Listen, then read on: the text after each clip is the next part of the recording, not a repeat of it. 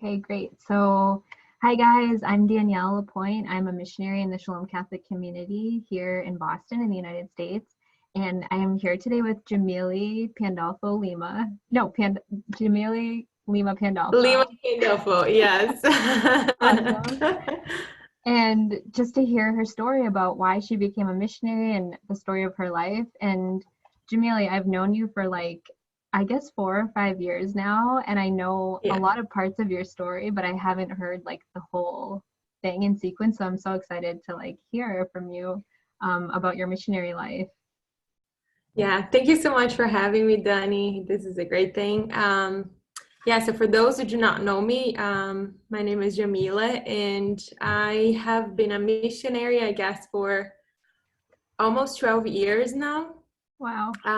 Yeah, I'm also an architect, and currently I work here for the Archdiocese of Boston. I live in Somerville. I am married, got married in the last summer, and yeah, I'm very grateful to be here. Awesome. So you've been a missionary for 12 years. And Yes. so I guess so that was when you were how old when you first became a missionary?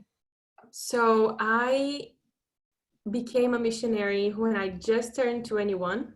Okay. And that was when I left to go on my first mission. That was not my current city. And that's when I went to Italy. So at the same time that I was just starting to become a missionary, I was also sent to go to another country. And that was, I would say, one of the most unbelievable years of my life. It was so great to live this experience and to have the opportunity to be a missionary, not anymore in my own city, but in another country, a different culture, meeting new people. It was wonderful. Awesome. So you grew up in Brazil. Yeah. Okay. So I grew up in Brazil. My mom, she's part of the community. My dad, he's not. He was always very close, I would say. Um, I have two brothers. They're older than me. They are not part of the community. And I guess because I studied at Shalom School, so in Brazil, where the community was born in Fortaleza, we have a school that goes like from, I would say, I think daycare until high school. And so most of my years I studied at Shalom School until I left to go to another school for a high school. But I was always very close to the community because of the school, because my mom, she was part of the community, but I couldn't quite understand what to be a missionary was. I just knew that I was very close to God in a way that the community was providing me this, but I didn't really know what to be a missionary was. Okay. So you grew up like going to Shalom school, you knew you were involved in the community, but you weren't like, oh, I want to be a missionary when I grow up. Yeah, no, it's funny because I never thought actually that I would be a missionary. I didn't even know what that was, to be honest with you. I knew that some people that I knew, like many of them, they were part of the community, but I didn't know that being part of the community was actually to be a missionary. I just, I think when I was a kid, I just thought it was really cool just to have friends that we have many things in common and families that we share so many values in common. And like we prayed with our families, like my friends, they prayed too. And so I just thought we were a group of people just like praying and growing up as Catholics, etc. But I didn't know that this was part of a missionary life. Okay.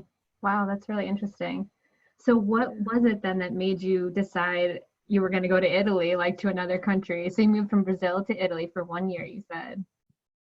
For almost 3 years I stayed almost 3 years I stayed in Italy. And I guess when I was growing up more, I joined, so when I was a kid, actually, I joined a prayer group that we had in Shalom for kids. And then when I became a teenager, I jumped to the prayer group with other teenagers, and I kept going and participating in the prayer groups. And I remember that I think when I was 18, probably, I was still part of the prayer group, and I remember this campaign that came in Shalom, where the title was kind of like "Give Your Vacation to Jesus," and you were invited to spend 1 month in a different mission. It could be I don't know, around any other place around Brazil. Some people, they went abroad, and so I took that opportunity to live this experience, and I went to south of Brazil, and to a city called Florianopolis. It's a beautiful beach city, and I didn't know much about it. I just left. I wanted to do something different, something cool, and then I went to have this experience. And I would say that there I had such a strong experience with God in a way that I didn't know before. I was part of the prayer groups. I was raised as Catholic. I was going to mass on Sundays, but I really didn't know that my relationship with God could be so personal. And so during this time that I was living there, this month, we went on a retreat for a weekend, and I remember in this retreat, some people, they were talking about the story of two saints. One was Saint Francis, the other one was Saint Teresa of Avila, and I was just fascinated by the life of Saint Teresa of Avila. And this guy was saying, he said a quote about the life of Saint Teresa that says that God alone is enough. And for me, it was so simple, but at the same time, it was so intense, because during that time, I was also living like my first heartbreak.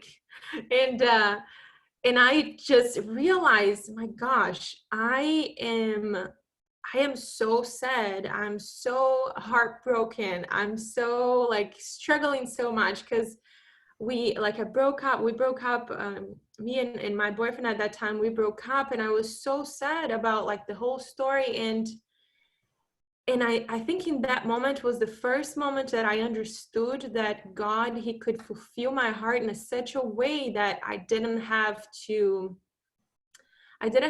beg for love anymore. I didn't like God, he could fulfill my heart, God, he could fulfill that desire that I had to be loved, that desire that I had to have someone, and to have that connection with someone. It was just so strong, and it really changed my life, that experience. And I would say that's basically the reason that I decided that I wanted to not only to become Shalom, as a member, official member, part of the community, but also to go on a mission. That experience was so great that I wanted more. And I actually Wow. called my mom and I said, Mom, I'm not coming back home. I'm staying here for a year. I'm staying here for a year, and that's it. And she's like, no, you're not going to do this. This is crazy. You're going to come back. This is going to pass. And so I came back home and I said, I'm going to prove you that I really want this, because something really special happened there, and I don't want this to stop. And that's when I asked the community, I wrote a letter to the community, and I asked to go on a mission. And some months after, they told me that I was going to Italy for 2 years, Wow. and I ended up staying more. Yeah. So what part of Italy did you go to? I went to Rome. Okay. It's actually a small city close to Rome called Civicastellana. It's a beautiful place, amazing place, amazing people. And at the same time, I was studying. I was studying Rome. I was doing a master in sacred architecture, because during that time, that was the way that I could maintain the visa in the country. And so I was blessed that I could even study there during this time.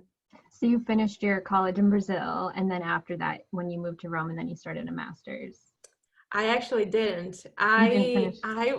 I was still in the middle of my college, and because in Brazil is a little different. We do we do the college together with the master, so it's not separate. So I was still in the middle of my graduation process. I think I was on my fourth year. It was almost 6 years. I was in my fourth year.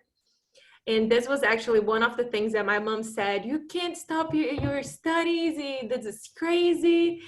But I told her, I said, I don't feel that I can't wait. I know that I can go and I can come back and I can finish my studies. But I feel that now is the time and I can't waste the opportunity for me to have this experience. And so God was so good that he even gave me the opportunity to study there a little bit, to conclude actually a master's in Italy. And I think partially he did it for my parents, just to bless them and not feel so guilty that their daughter was going away and not studying Yeah, anymore, you know? in the middle Yeah. of college. Yeah, I think I have a picture of you from Italy. So let me just try to pull that up. Um, so did you know Italian and like, or did you have to learn there? I had to learn it. So I before I went, I studied Italian for about a month. But of course, that's not enough for you to really speak fluently. So I just had to learn the language, and it was actually wonderful to have this. Can you see Yes, yes. This was actually we were in a market. It's a market for chocolate that they have every year. And it these right here in were the the front? people. Yeah, I'm in the front, and the rest of the people, they were people from the prayer group that I coordinated there. There were so many like amazing people. It was great because many of them actually, they were not so close to the church, and so we ended up getting to know each other, and we created this prayer group. We had no idea where this was going to lead us, but it was just a great experience to just get together and get to know more about who God is. And I remember actually one of them coming to me when I was about to leave Italy, and he was saying, "Thank you so much for teaching me how to pray, because I had no idea what that was." And Wow. it was just so strong, because I was also learning, and I'm still learning, but I was learning that whole experience of how to lead a prayer group. I had no idea how to do that. And I'm God did a lot. God did a lot in their lives. Some of them now they're part of the community. Some others, they are leading things in their own churches, parishes. One of them became a Franciscan Wow. in the Franciscan order. So it was just really good. Yeah. Okay, so you left Brazil in the middle of college, moved to Italy, didn't know Italian, didn't know how to lead a prayer group, and you moved with people that you didn't know before, or No, okay, no. you didn't know anybody. Some of them I knew not so well, but I knew who they were. But of course, we got like much closer when I got there. Yeah. Okay. Wow. That's amazing. That must have been really scary. Yeah. Yeah, to be honest with you, I think I was in the perfect age to do that. I was 21 when I left, and I was just so excited, like to get to know the world, and just it was a not only spiritually speaking, it was really strong, but I would say I had the opportunity to really mature because I was um, I was still living with my parents, and so I had the opportunity to leave home, learn how to do stuff, like learn how to take care of myself, learn how to cook, learn how to take care of others. I had the opportunity to see other cultures, to see like how people think, and to be so close to the head of the Catholic Church. Mhm. And it was amazing. I had so many great like experiences there, like even learning how to cook Italian food. It was incredible. That's amazing. So, okay, so you stayed in Italy for 3 years, and then what made you decide to leave? And you went back to Brazil.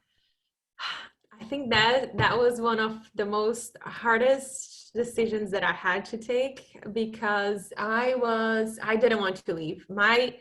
my desire was to stay, and it was just really tough because I was dating another missionary. He was actually living in another country.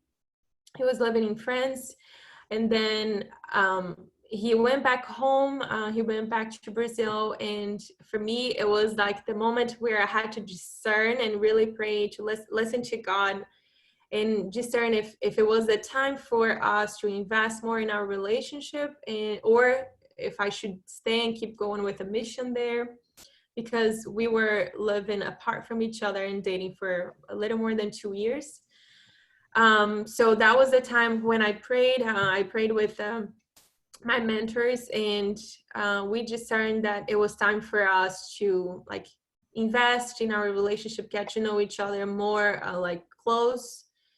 But it was so hard for me to leave Italy. I remember my mom, she was planning a whole party for me when I came back home.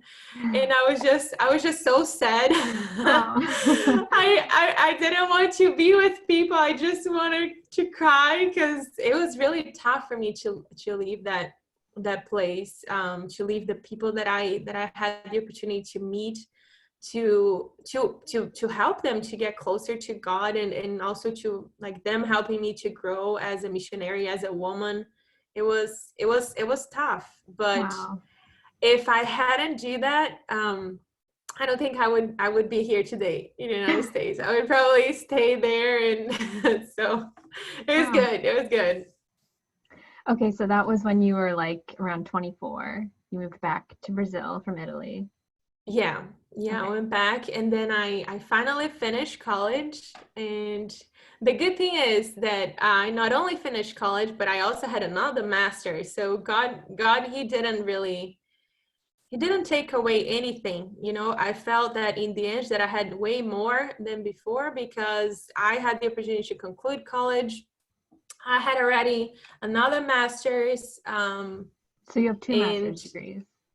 yeah, so I have two masters. Sacred architecture. Yeah, one in architecture, and the other one is in I would say sacred architecture. It's actually called architecture for the liturgy.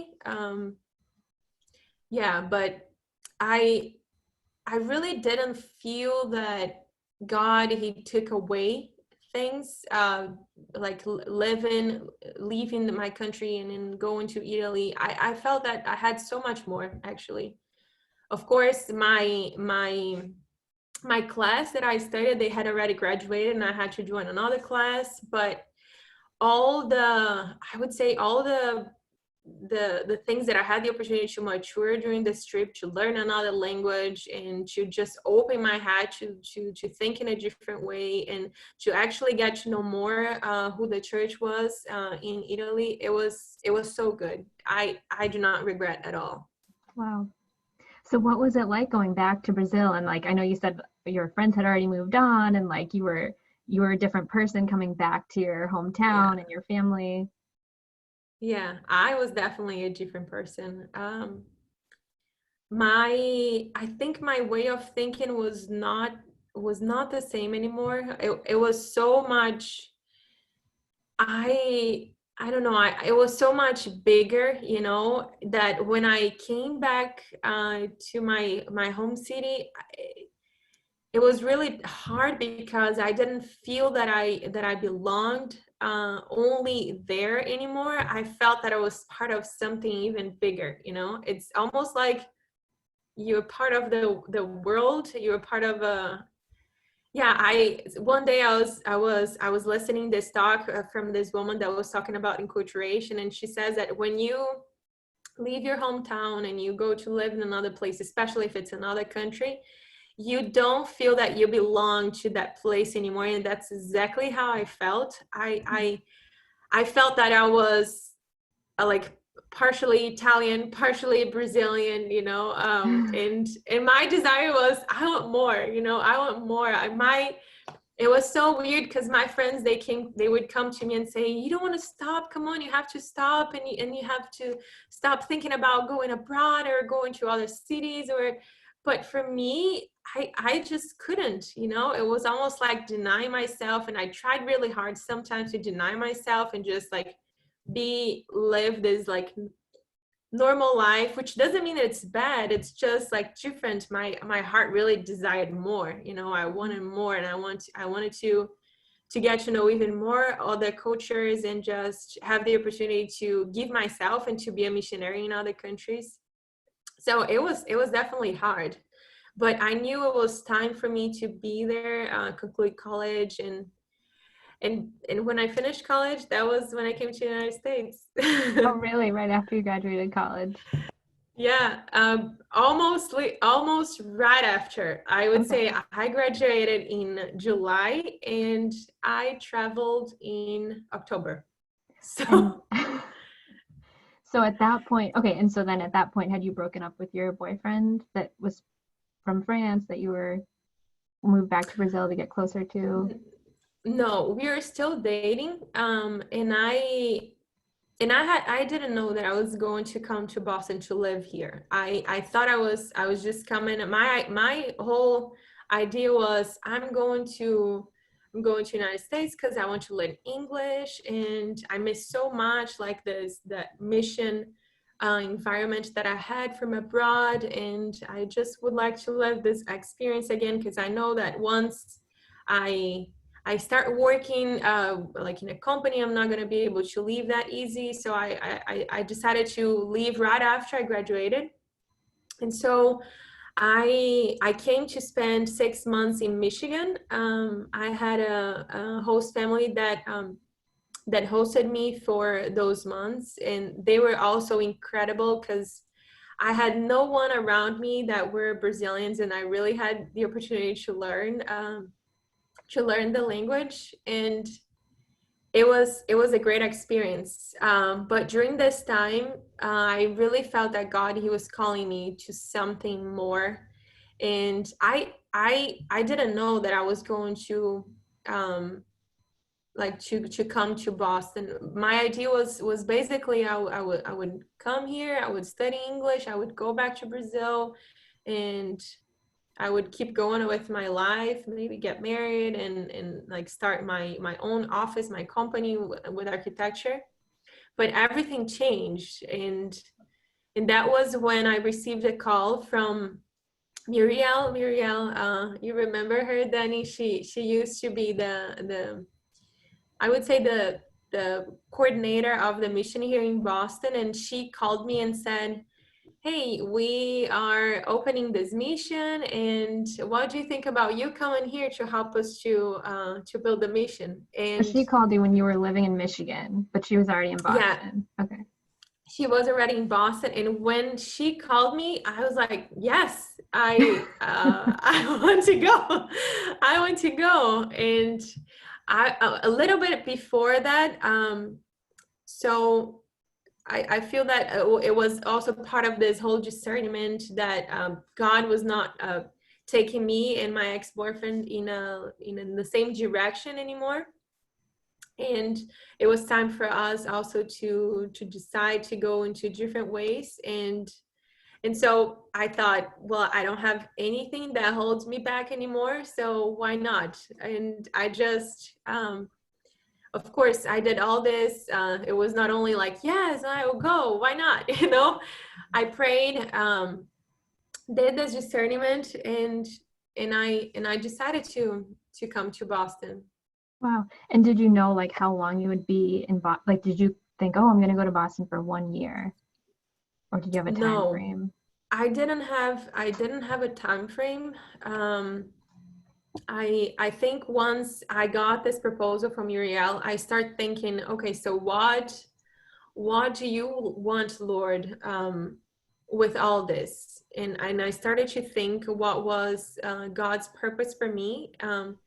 Deep inside, I knew that since I left Italy, like this desire to really live my mission, to really like announce Christ in other nations, this was still really strong in me.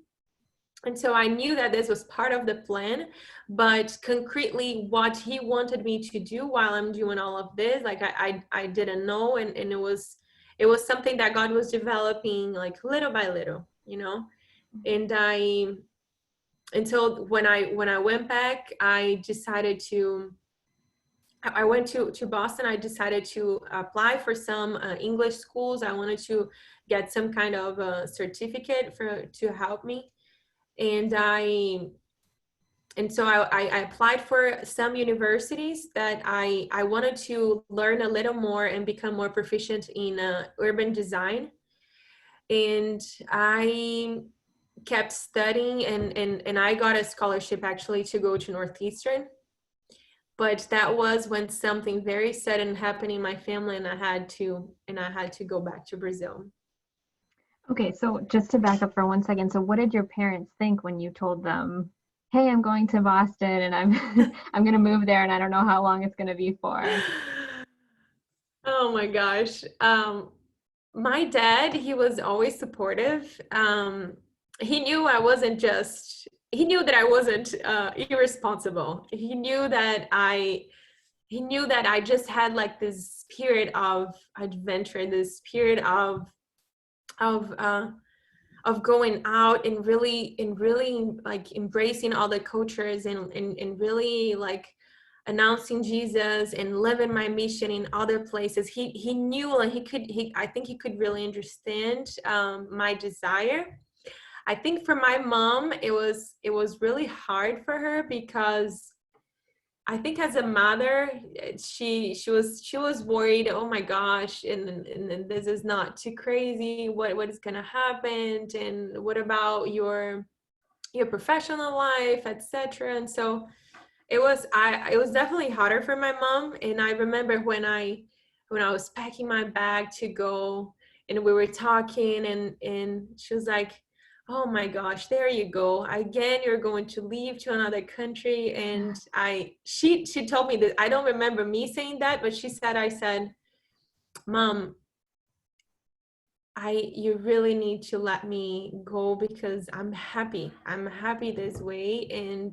And so she told me that from that day on, she was like, yes, what I want for my daughter is her happiness. And I can really tell that she is happy today in living abroad, and really embracing her mission as shalom in other places.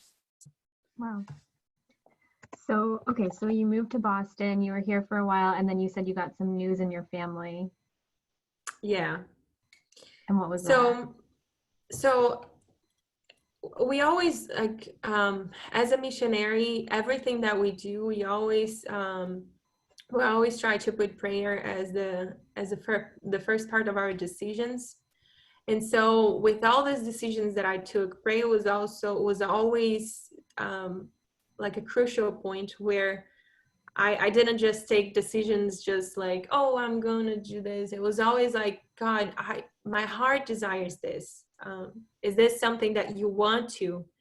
And so I was always careful to have God in these decisions. And so I came to Boston, and I stayed here for, I think, about a year and a half. And then a little bit after that, I got some news from my family that my dad, he was diagnosed with ALS. And that was such a hard time, because I couldn't understand what God was doing. For me, it was like, God, but you wanted me to come here. Now I'm establishing myself here. I'm creating my roots here. I just got a scholarship from Northeastern. And like, why all of this is happening? And just thinking about my dad, like, he was always the most always the healthiest in my family, and all of this was happening. It was very confusing. It was very painful. But I remember, I think a week before I left, I prayed again, and this time I was praying with Muriel. And God, he gave us a word that was talking about the 10 commandments, and saying that was time for me to honor my parents. Not that I wasn't honoring my parents, like living abroad and keep going with my life, but it was time to honor them going back and helping to take care of my dad in that situation. So I left. I had no idea if I was going to come back to Boston. And that was really a very difficult time, because I left Brazil. I left my dad in a way, and when I came back, he was completely different. He was walking with a difficulty. He was speaking with a difficulty. He was being fed by the tube, and so it was very different. Everything was very different. Wow.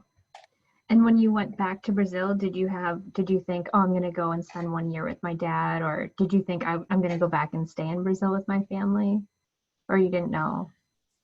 I didn't know. I knew that what God was doing in me in Boston, He was going to conclude, and like at some point He was going to conclude that, because I remember one time praying with the Psalm saying that everything that God He starts, He finishes. So the work that God He was doing in me, at some point He was going to conclude. I just had no idea like how this was going to be. I had no hopes that I was going to go back to Boston again once I was in Brazil, because I mean I just couldn't predict anything. And so when I went back, I stayed for almost a year, just taking care of my dad, just helping him with his finances, just trying to organize my parents' life. My mom had just become retired, and my dad, he couldn't work anymore because he was sick. And so I really had to step up and really help my family, like financially, like in the house, and at the same time helping my dad with his disease. And so it was definitely a very difficult time. This is you and Yeah, your that is me, my mom, my niece, my sister-in-law, my nephew, and my dad. okay.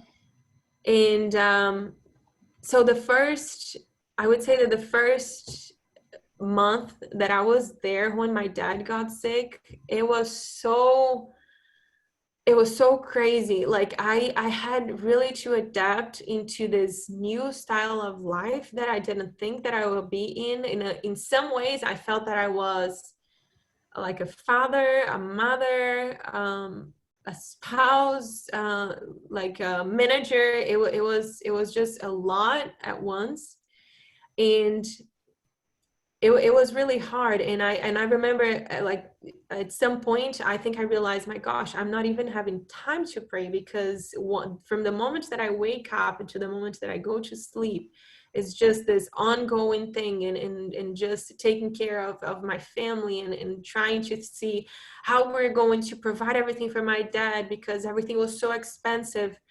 And so I said, I can't keep going like this. I really need something that is going to give me some kind of support emotionally, spiritually, for me to keep going, because otherwise I won't be able to.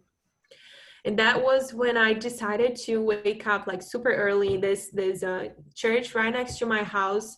They had mass really early in the morning, and they had the Holy Sacrament exposed after mass. And that's how every day I started my days. I went to mass, and then I stayed in the chapel praying for a couple hours, and then I would go home and I would do everything that was necessary for my family, for my dad. And that really changed everything, because I really experienced that I was suffering, but I wasn't in despair. It was difficult, but I wasn't hopeless. I cannot even explain like so well how I experienced all that, but that was really the first time in my life that I could touch what like the grace of God really is. I could feel God helping us. I could feel God helping me. I could feel God helping my dad to keep going, because his disease is degenerative. And so every day he was getting worse, and God, he really did something in me. He really did something in my family during that time. My dad, he was already like a man, like he was praying sometimes. He was always faithful to Sunday Mass, but he really became a man of prayer. He was doing like his Bible study every day. He was reading like the Word of God every day. We had some people bringing Eucharist for him sometimes during the week. And so I could really see a man who acknowledged that he was sick and like turning his life to what was essential. So it sounds like it was through that like daily prayer that was what really, like, even though everything around you, it was like a difficult time and you were suffering and you were thinking like, why God, I was in Boston, like, why did this happen to my family, why am I back here? But like through that commitment to daily prayer was what like kept you grounded. Yeah, absolutely. Like I have no other explanation, because I feel that when you are exposed to suffering like this, like you really need something else that is going to help you to go through that, because at times the only thing that you wanted to do was to cry, and it was good to cry, it was important for me to cry and to live that pain. But at the same time, the end was not my crying. The end was not my sadness. The end was always, God, I know you're here with me. And the Word of God really feeding me every day, listening to the Psalms, every day praying with the gospel, because the words from God, they're always full of hope. And so at times where I could see myself like, God, I don't know what to do. I don't know how to keep going with this. I like at times where we didn't have money for us to keep paying the home care. It was just coming to God and saying, God, you are in control and we really need you to step up and do something. We had so many people that would just come and say, hey, we collected this money and we would like to give it to you, to your family. Like different things that happened during that time. People that, hey, I don't have money, but I would like to come to help you.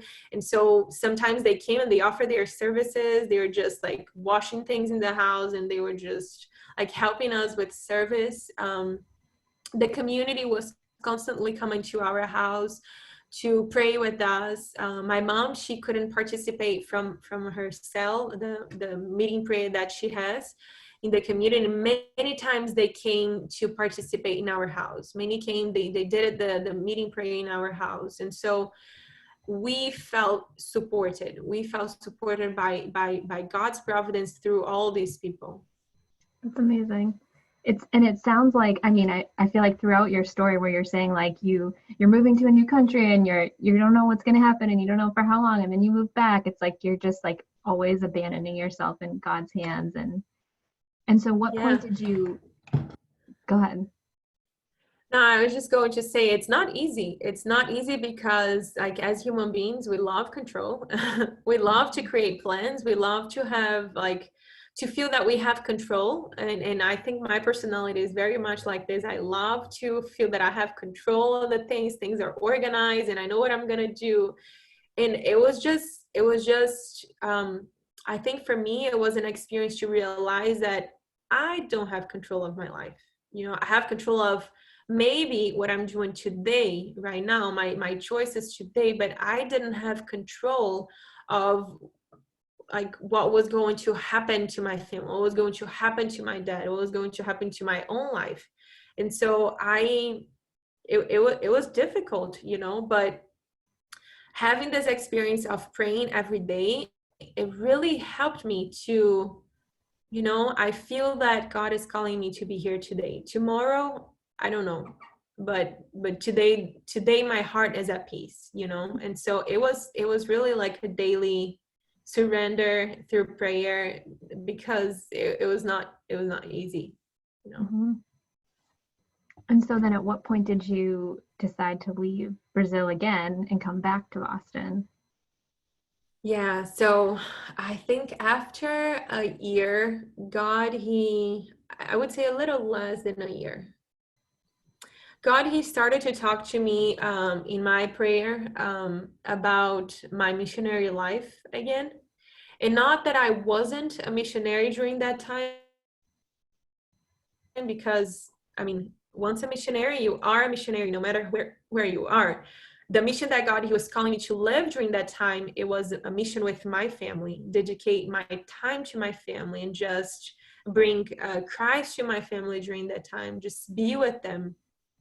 But then God, he started to talk to me again about like mission in another place, mission and in another country, and it was difficult because I would hear these things. My authorities, my mentors in the community, they would talk to me about these things, and I said, how can I do this with my dad just getting worse? How am I going to do that? And so I kept asking God to convince my heart. God, if this is what you want, I want you to open the way, because today the way doesn't seem to be opened. And so I think after a year, probably a year and a half that I was living in Brazil, things they seemed to be more in place. Like I had to got the home care. We had things more organized, a little more in place, With your and that's when family? with my family, with my dad, and that's when I started to see, okay, so it seems that things they like the hurricane that we lived in the first months, it's a little better.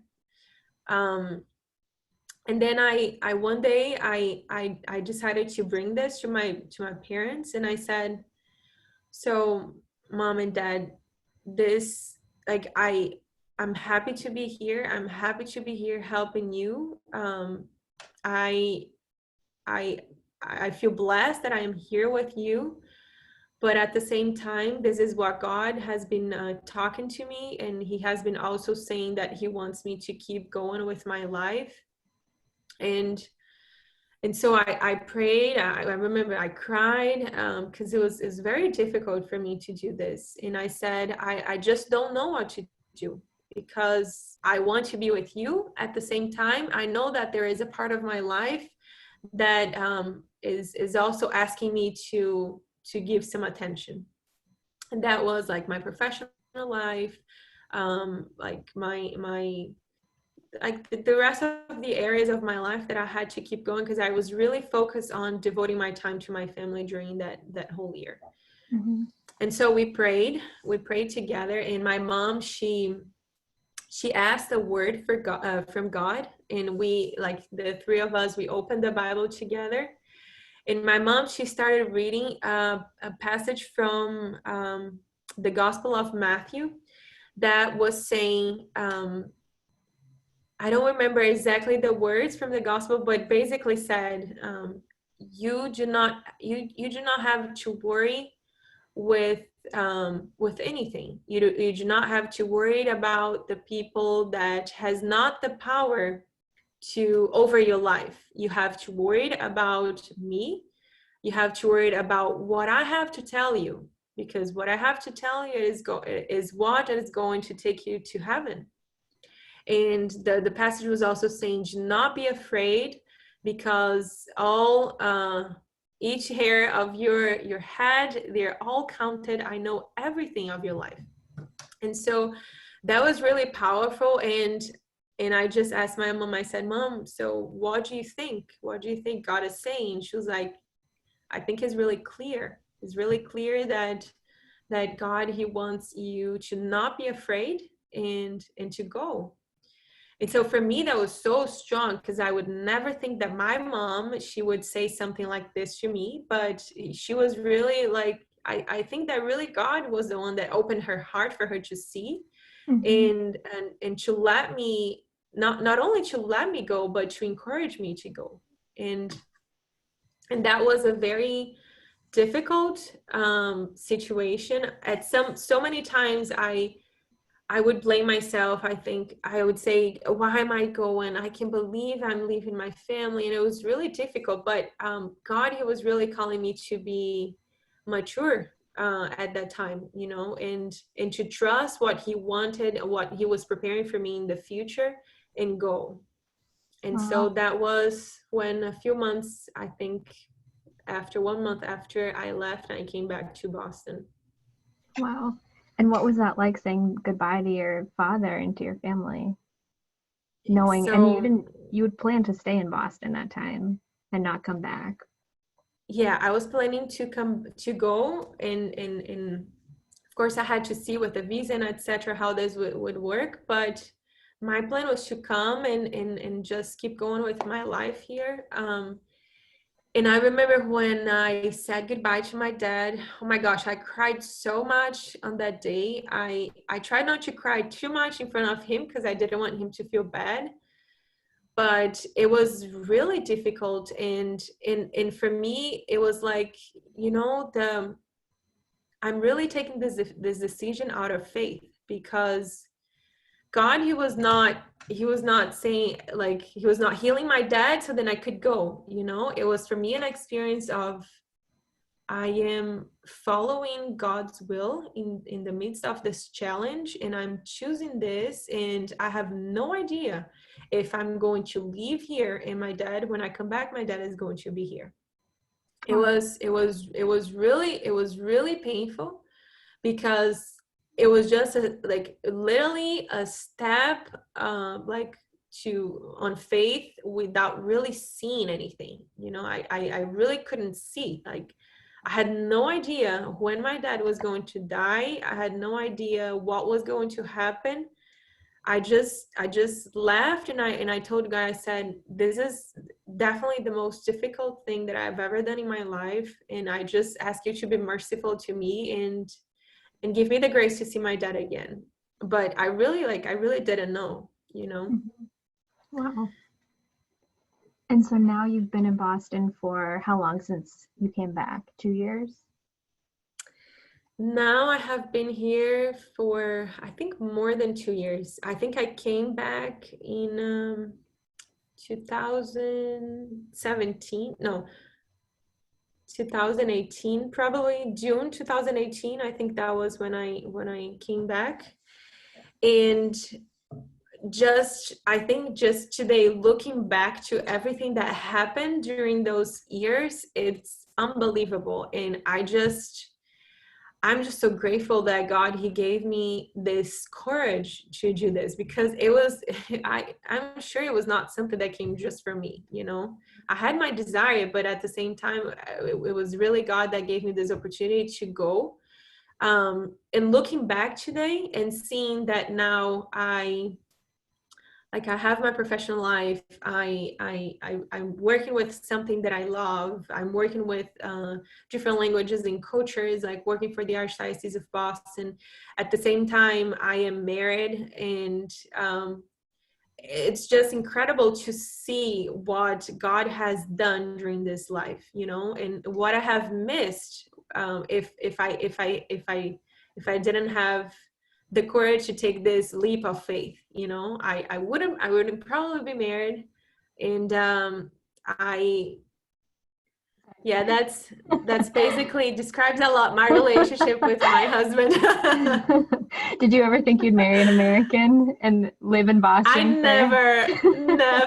never in my whole life I would think that I would marry an American. And this is one of the most wonderful gifts that God, he gave me, because our relationship, like, came in the middle of this whole thing with my dad, and it was something that gave me so much support. It gave me so much joy. Like, Matthew, he never had the opportunity to meet my dad when he was healthy. So he only met my dad when he was sick, which is, like, really sad. Sometimes we talk about this, and it's really sad. I really wish he had met my dad before. Because your dad now, he can't talk even, right? No, Matthew, when I was still living in Brazil, he came to meet my family, and that was when he came to ask me to date him. And it was so crazy because like we start dating, and we're dating from a distance, and we didn't know, like we didn't know if I was going, at that point I didn't know if I was going to go to Boston, if he was going to come to Brazil to live for a while. We just didn't know. We just knew that God, he wanted us together, and we wanted to be with each other, you know. Hmm. But I would say some months of our relationship we're dating a distance. Of course it was difficult, but at the same time it was so good because we spent so much time talking to each other, and that really like helped to develop our friendship with each other. And he I would say very often he had the opportunity to come to Brazil. Probably I think he came twice within like 8 months, and the first time it was to ask to date me, and then he met my family. That was quite overwhelming for him because he met me, or like he asked to date me, and then he met my family. He met my brothers. and but at the same time it was great because he had the opportunity to really see what I was living with my family, with my dad. And my dad was not able to talk anymore when he came, and so they basically had to communicate. Like my dad was writing, Matt was talking. Matthew didn't really speak Portuguese during that time, but he was trying so hard. And but Wow. it was great. He brought so much joy during this time, you know. And he really, like, it was really a great source of strength that God he gave me during that time too. Wow, that's amazing. And you guys got married last summer. Yeah, so we got married last summer. um almost his whole family In traveled to Brazil. Brazil. Okay. Yes, almost his whole family traveled to Brazil. We had some of our friends from here, from other parts around the world, like some friends that I had in Italy, some friends that he had in Italy when he lived there. And it was wonderful. I felt sad because some of my friends from Boston, they were not there, like Danielle. I know.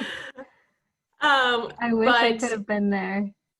yeah, but it was wonderful. It was wonderful, also challenging because I had such hopes that my dad he would be able to be present in the wedding in the church. And as the only daughter, like when a girl gets married, like of course you want your dad to be the person that takes you to your future husband, but it didn't happen that way. It was really painful. I think that the month before the wedding, I like my heart was really struggling with this, and I was just asking God to help me the grace to accept if he was not going to be present. And it was really tough. But He just couldn't go because of his yeah, knee. he couldn't go because he was already in the wheelchair, and he had like so many machines around, like, with him, and his immune system was very weak. And so it was really, like, it would be really challenging for him, probably very, very exhausting. We were going to expose him too much. And so on the week of the wedding, we decided that um with him, like, we decided with him that the best thing was that he wasn't going to be in the church. That was really, really, really painful. But we rented his tuxedo, and then we dressed him right after the mass. We drove with everybody to my parents' house. We took a picture with him, and we had the priest that celebrated our wedding to come and to give a blessing all together. The founder of our community, Moises, also came, and we had this special moment. Of course, it can't be compared to having him in the church.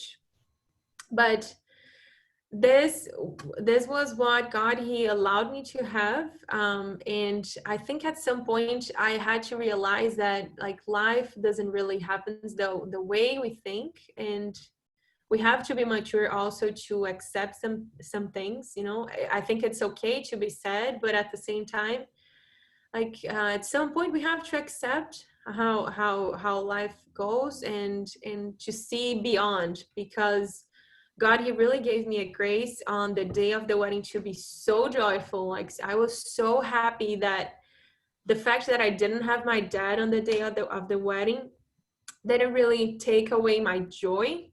I On that day, I decided to get home, to get dressed at the house, and then I had all my friends, all my bridesmaids, and my mom, and we were all together at the house, and I took pictures with him before I left to the church. And then I had my mom to take me to until half of the aisle, and then I had my two brothers waiting for me, and then my two brothers took me to Matthew. And I also had the founder of our community, Moises, to sit on the place that my dad would be sitting in the mass. So he was with my mom the whole time. We took a family picture together. He was representing my dad, and so I felt really blessed too that I had the opportunity to have the founder of our community also representing my dad, because I know that he is my spiritual father, but at that moment it was strong to also have him to represent my father, you know, the father who raised me, and in some ways he was there and he was representing. He was being represented by our founder, and I felt really blessed for that. Wow. Thank you so much, Jamille, for all of your sharing, and thank you so much for your life. The testimony of your life speaks so loud and has spoken so loud to me, and it was so great to hear like the whole story. If you could leave us with one like quote or phrase that you think like really sums up kind of your experience, or you know, your relationship with God or your missionary life, what would it be? I think I would go back to the quote from St. Teresa of Avila, the quote that I listened in the retreat when I had my first experience with God, that she was saying that God alone is enough. And I would say that really God alone is enough, not that like the people around us doesn't matter, like they all matter, but when we go through the challenges that we have in our lives, God is really the one that is going to give you comfort. God is really the one that is going to give you meaning. God is really the one that is going to give you all the strength that comes from inside, you know. It's great to have people helping us, loving us. It's very important. As human beings, we need each other. But really, like having God as the center of our life, as the source of love, the love that we search, as the center of our strength and faith, it really makes complete, like the complete difference, you know. It's really God. Like we can search for all the things, but in the end, it's really God, the one that is going to fulfill our hearts and help us to keep going with challenges, with good times, bad times, you know. And so God alone is enough. I love it. Thank you. Thank you so much. And thank you for watching. And for more information about the Shalom Catholic community, you can check out our YouTube channel at Shalom Boston. Thank you so much, Jamille. And thank you so much for having me, guys. Thank you, Danielle. I love it. Thank you. God bless you all. Shalom. Shalom.